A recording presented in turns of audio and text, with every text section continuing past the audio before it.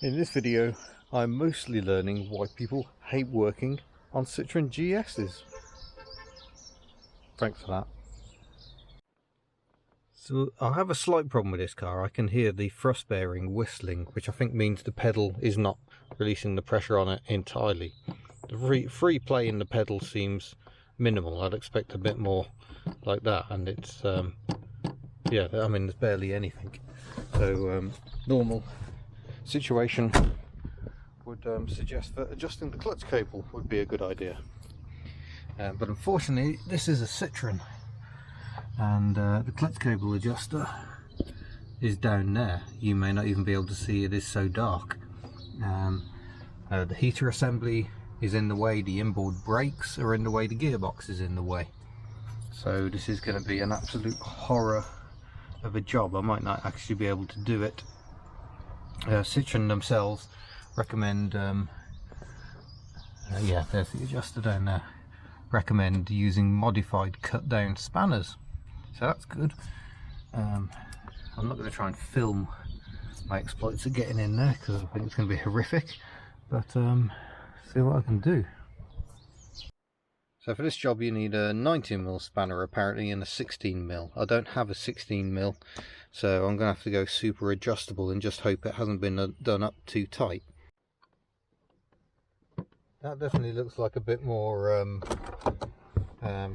free play going on. So next we'll start the engine. I need to do something about these keys. I've got too many keys on here, which makes trying to start the car absolute pain in the backside.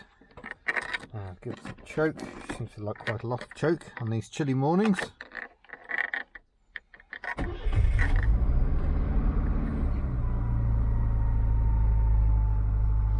That feels better.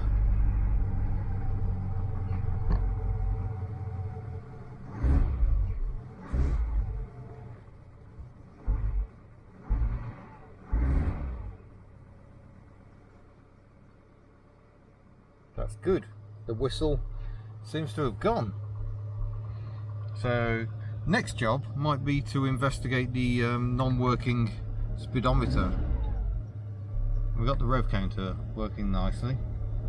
The hydraulic light will go off in a minute. It's building pressure, and there we go. And I've still got that to sort out as well, but nonetheless we are making improvements.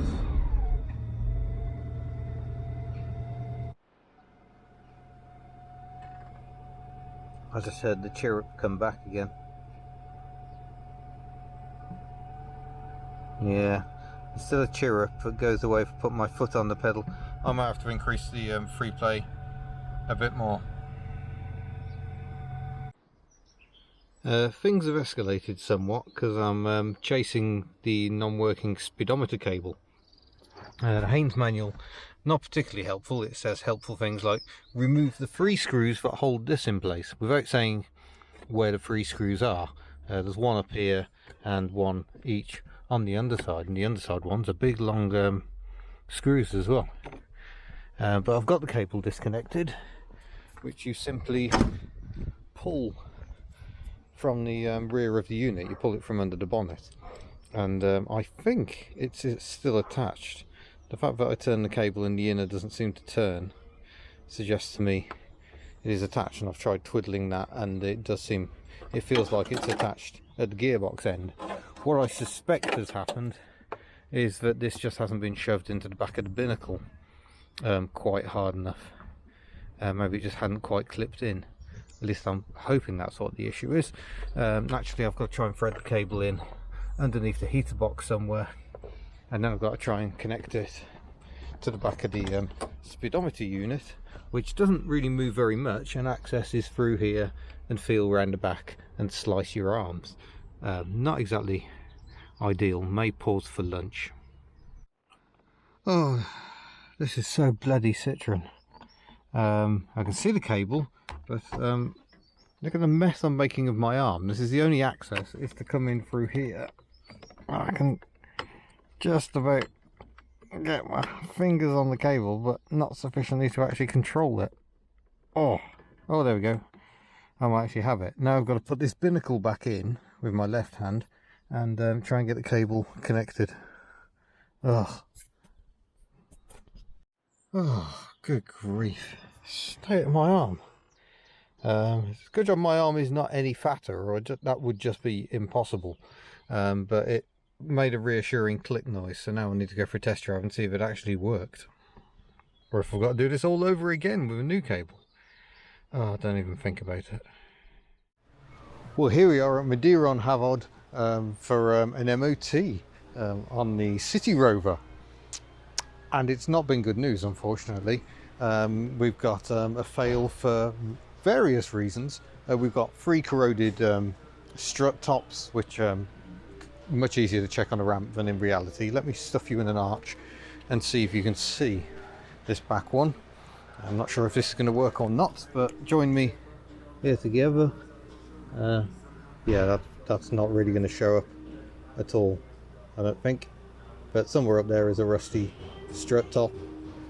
So that one is doing, and both front. And we've also got a slight issue of crunchiness under here. It's actually gone through into a hole there and there.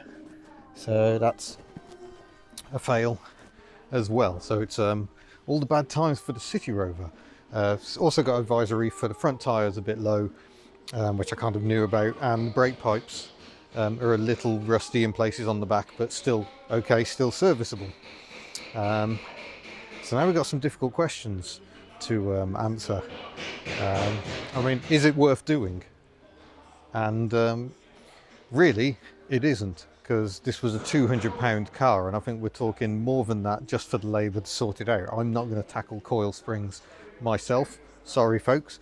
I'm just not geared up for that at the moment, and I certainly can't weld, so that's not going to happen. But naturally I would quite like to save this car if I can, so I'm pondering what to do. And yeah, we're back here again in 2 days time for an MOT on the 2CV, but for the meantime I'm going to leave this car here because the strut mounts are that crispy. I'm reluctant to drive it away, so she's going to stay here, and we'll get her priced up and consider what to do next. I mean, I've invested in all these lovely stickers on the back of this car, and you know, I fitted a rear wiper and everything because obviously that's important. So it's slightly sad times really. We'll work out what to do. So by the sheer magic of YouTube, we shall jump forward to Friday and the 2CV on the MOT on the 2CV. It might be later today even, we'll see. I'm going to get a lift back to my unit. Well, unfortunately, HubNut is not immune to the pandemic that's occurring at the moment. I've decided I need to cut down my travelling. I want to be a responsible citizen.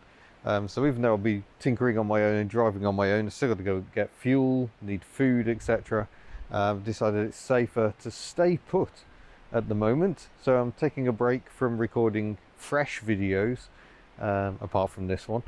And I'll be sticking with the GSA for a bit. So status report, we've got the CityRover needs work for an MOT. It's at the MOT station at the moment. But what I probably haven't got across is the battle of logistics I'm having at the moment.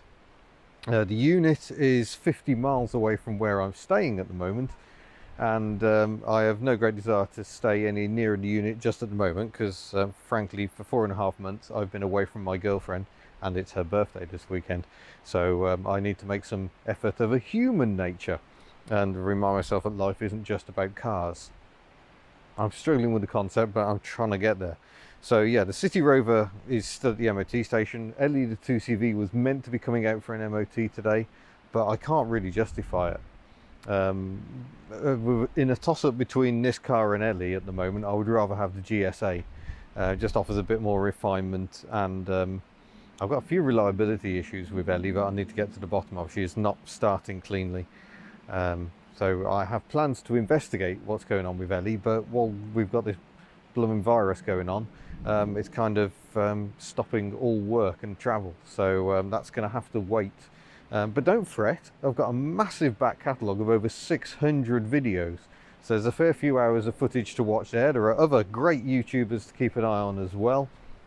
And lots more coming through as well. Furious Driving, iDriver Classic, and as well as more established people like Aging Wheels, even Mighty Car Mods. I'm quite enjoying what they're up to at the moment, and the Skid Factory over in Australia too. So yeah, lots of stuff to watch. I'll be joining you by watching stuff on YouTube quite a lot myself, I suspect. The GSA is my steed of choice at the moment. It is the only fully legal car on the fleet. You'll notice it's missing a wheel trim. Had a slight issue where one of the studs that holds this bracket in place is sheared off. So I thought I'd better take that trim off before it's too late. And to be honest, even though they're really badly painted, I think I prefer the bare wheel look. I quite like those wheels with the slots on them. I think they're quite funky. So maybe I'll take the other trims off. They're not correct for this model anyway. It is such a bitzer. But yeah, the GSA is the chosen steed. I'm putting my faith in it.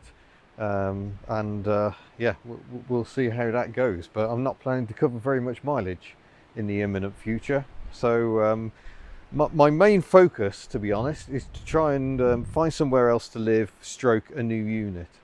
I'm toying with the idea of trying to rent a house that has a double garage, because that would kind of be perfect. I quite like the vibe you get of the home tinkerer, and once you start tinkering in a unit, it's not quite the same, is it? So that's my noble aim. We'll see if I manage it.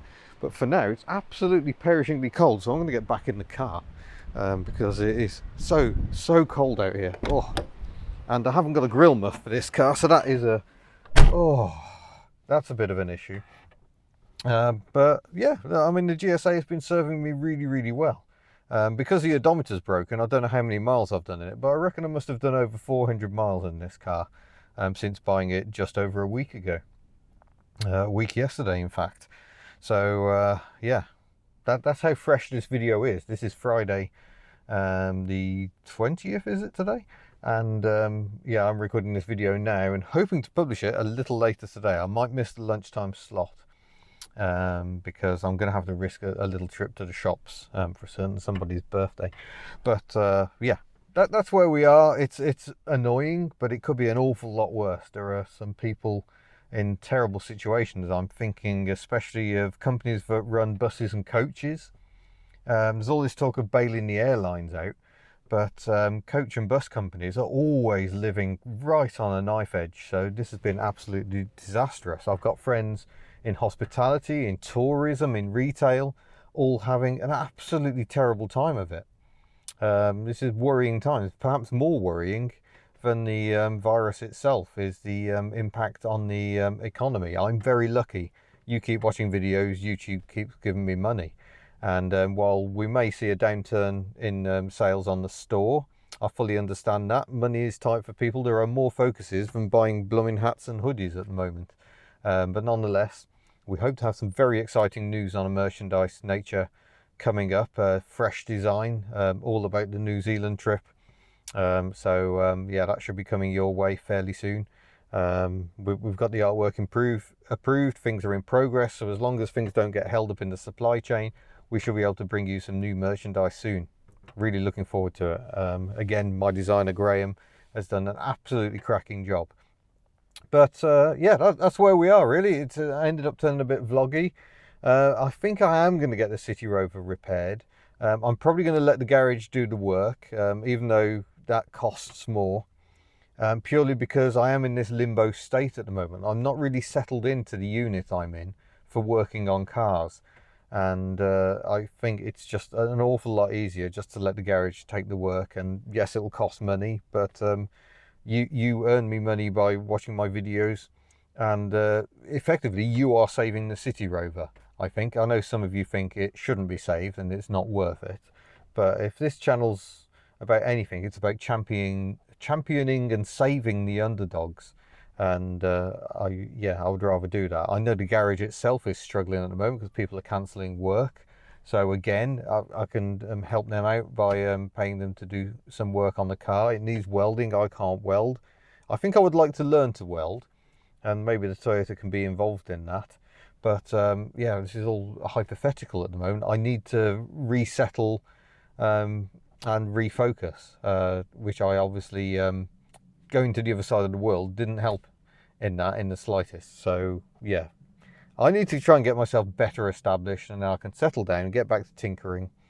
And yeah, I quite like the idea of tinkering at home, because then you can just go off and have a break quite easily. At the moment, I've just got a unit, it hasn't even got running water. The electricity is a little variable. It technically does have it, but I'm not quite sure how it works, because there's no separate meters, so it's all a bit unknown.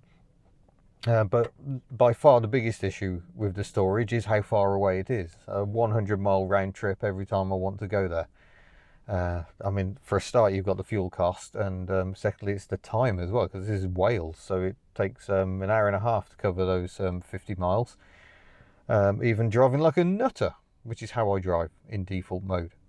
But maybe driving a little bit more gently at the moment, because the last thing you want to do is have an accident and put strain on the NHS. But this really is waffling, so I'm going to wrap this one up. I'm not where I want to be at the moment. This virus is impacting everyone, but hoping very much for better days. I'm loving the sunshine at the moment, and yeah, I look forward to seeing you in a future video. Farewell.